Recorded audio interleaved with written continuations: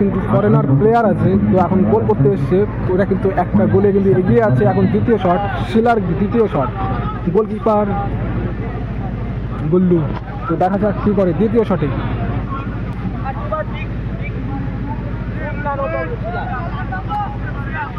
শিলা foreigner player.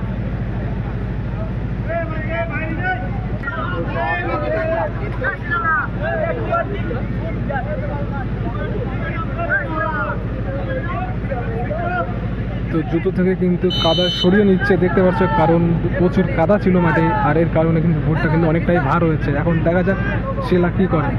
তো দ্বিতীয় shot brothers 11-এর।